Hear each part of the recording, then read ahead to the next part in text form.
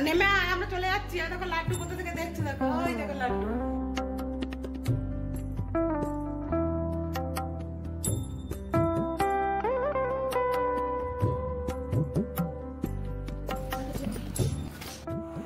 নমস্কার বন্ধুরা, কেমন আছো সবাই? মামনি রূপকথা নতুন একটা ব্লগে তোমাদের সবাইকে স্বাগত। আবার একটা পরের দিনে নতুন ভিডিও নিয়ে তোমাদের কাছে হাজির হয়েছি। আর সকালবেলায় পুজো, আজকে সকালেই পুজো করে নিয়েছি। স্নান করে পুজো করে নিয়ে এসে দেখো চা বসিয়েছি। আজকে পুজোটা করে এসেই চা খাচ্ছি। আর এই কদম গাছটা দেখো কি সুন্দর হয়েছে। আমার এই কদম গাছটার দিকে তাকিয়ে থাকলে না ভীষণ ভালো লাগে, মানে মনটা যেন একদম খুব ভালো হয়ে যায়। আর এই কদম গাছটা বেশি দিন বয়স নয় জানো তো, এই 1 বছরের কদম গাছ, হয়তো বীজ পড়ে হয়েছিল। কি সুন্দর হয়েছে দেখো, আর সবুজ পাড়, আমার খুব ভালো লাগে। তারপরে আজকে দেখো চা পিয়ে মেয়েদের সঙ্গে একটু আলোচনা করছি। ভাবছি আজকে একটা জায়গায় যাব, অনেক দিন ধরেই ভাবছি যাব, কিন্তু মানে সময় আর হচ্ছে না। যেহেতু আজকে সকাল সকাল আমার পুজোটা হয়ে গেছে, আমি দেখলাম পুজোটা যখন হয়ে গেছে, তারপরে কালকে রাত্রেবেলায় তরকা রুটি টিফিন করেছিলাম, সেটা রেখে দিয়েছি। হাজব্যান্ড আর ছোটো মেয়ে খেয়ে নেবে, আর আমি আর বড় মেয়ে একটু চাটা খেলাম, বিস্কুট খেলাম। খেয়ে তোমার খাবো। খেয়ে তোমার একটু সকালে একবার স্নান করেছি, করে পুজো করে এসেছি।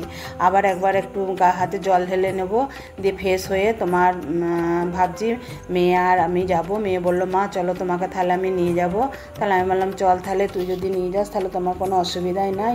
আর দেখো চায়ের জলটা ফুটে গেছে, আর ইন্ডাকশানে চাটা চাপালে না খুব তাড়াতাড়ি চা হয়ে যায় জানো তো। দিয়ে ওই জন্য ইন্ডাকশানেই চাটা করি এখন, দুধটা চাটা ইন্ডাকশানে করি। আর তোমার অন্য কিছু সব এমনি গ্যাসে করি। আর আমি একটু কড়া চা খেতে ভালোবাসি জানো তো, ওই জন্য একটু চাটা বেশি দিই। আর দেখো চাটা করেছি, চাটা খেয়ে নেবো। দিয়ে আর একবার স্নান করে নিয়ে দেখো রেডি হয়ে গেছি।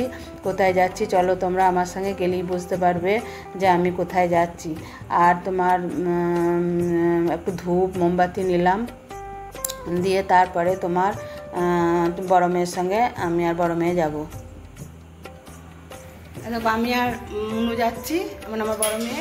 কোথায় যাচ্ছি চলো তোমাদেরকে নিয়ে যাচ্ছি, আসছি। হ্যাঁ, একটু বডি স্প্রে নিলাম, নেমে আমরা চলে যাচ্ছি। আর দেখো লাড্ডু কোথা থেকে দেখছি, দেখো ওই দেখো লাড্ডু।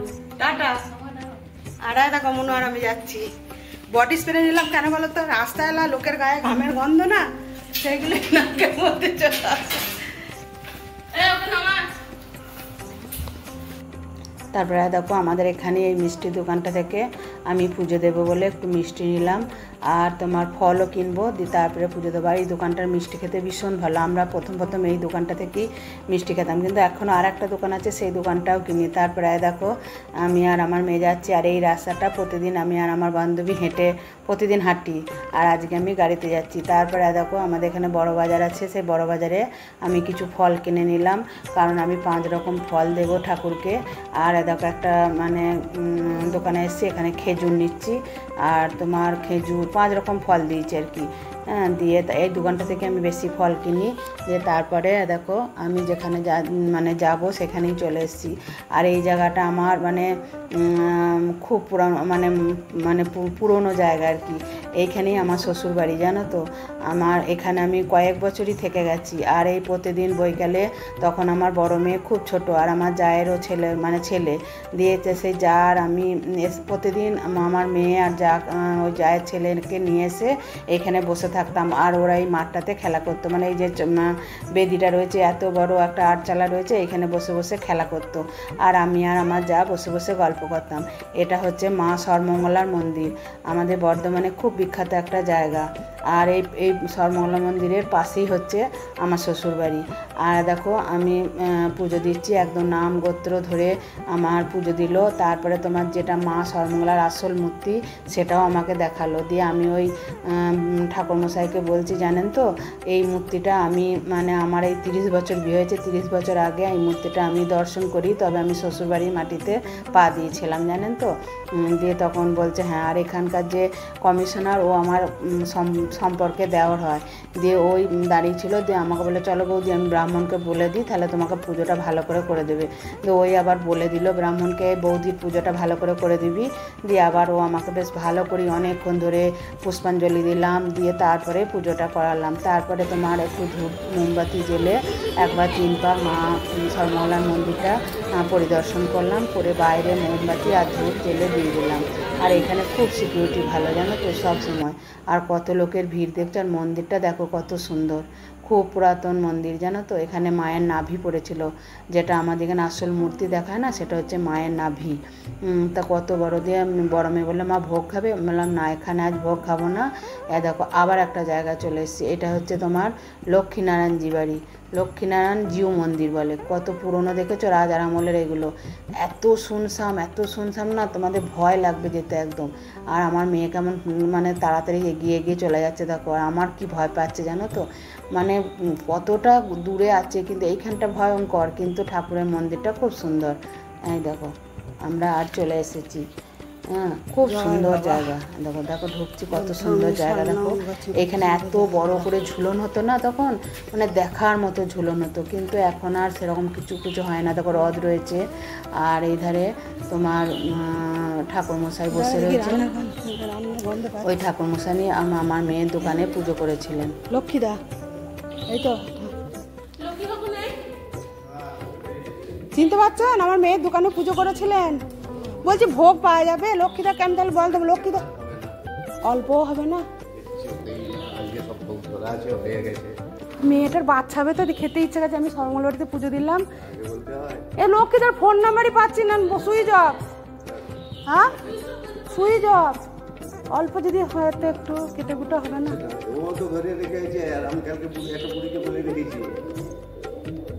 এ বাবা কালকে পাওয়া যাবে? হ্যাঁ কালকে কি ভোগ হয় প্রতিদিন? আজকে কি ভোগ হয়েছে? আর খিচুড়ি হইলো একদিন দিয়ে এসছিল যে। ও তাহলে কি বলে যাবো মনু কালকে নিয়ে যাবে? হ্যাঁ ওই ভাত ডাল তরকারি যেমন হয়, ওই চালের গোবিন্দভোগ চালের ভাত না? হ্যাঁ খুব সুন্দর। আপনি রান্না করেন না? আমরা খেয়েছি যে।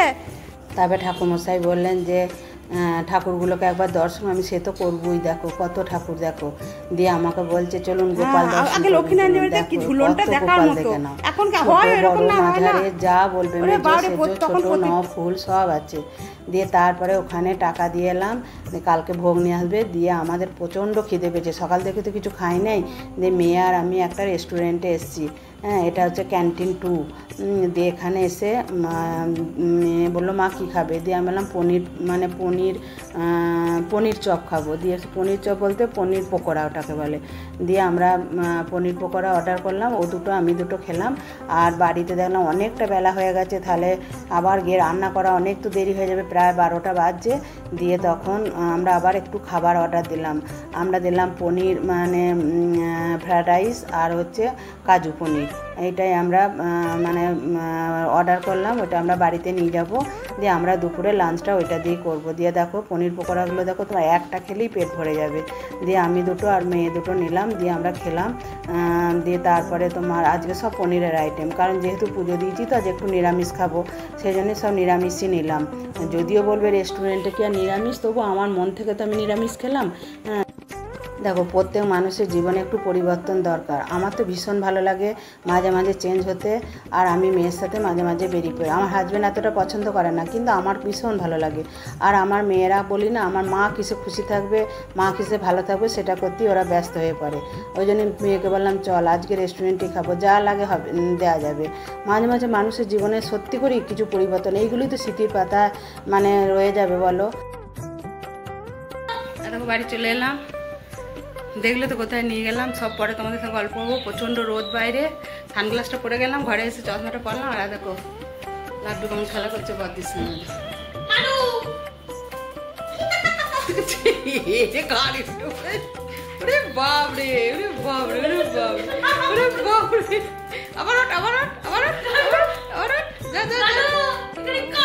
নিয়ে এসছি, কি নিয়ে এসছি পরে তোমাদের দেখা।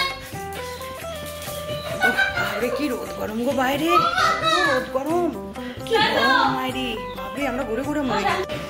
দেখ আমার এইখানটা থেকে আজকে আমার ছুটি, আজকে আমার রান্না নেই, ছুটি। এই যে আমার হাজব্যান্ড দুধ গরম করে রেখে দিয়েছে, এই দেখো। হ্যাঁ, আর আমার আজকে রান্নাঘর থেকে ছুটি, দেখো আমার। আর এই যে কালকে রাতে সেই তরকা করেছিলাম, এই যে তরকা রুটি খেয়েছে ওরা সবাই, অল্প আছে। হ্যাঁ, আর এই যে ছোটো মেয়ে বসে আছে। আর দেখো ঘর দর সব মোছা পরিষ্কার করা হয়ে গেছে, দুটো ফ্যান চলছে, তোমরা একটু কষ্ট করে শুনে নিও। এই লাড্ডু কলা দিয়েছিলি, কলা খাওয়া হয়ে গেছে? লাড্ডু কলা খেয়েছো? কলা খেয়েছো? কলা কলা খেয়েছো? কলা কলা খেয়েছো বাবা?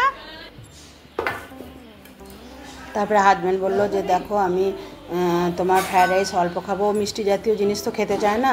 দিয়ে আমার ভাত কালকে অনেকটা করা ছিল, আমি মানে ভাতটা দিয়ে যে মাইক্রোওভেনে গরম করব বার করে রেখে দিলাম, কিছুক্ষণ ঠান্ডাটা ঘুচে দেখ। আর তরকারিও ছিল, কালকে তরকারি করেছিলাম, একটা শাকের চচ্চড়ি করেছিলাম, সেটাও ছিল লাউ শাকের।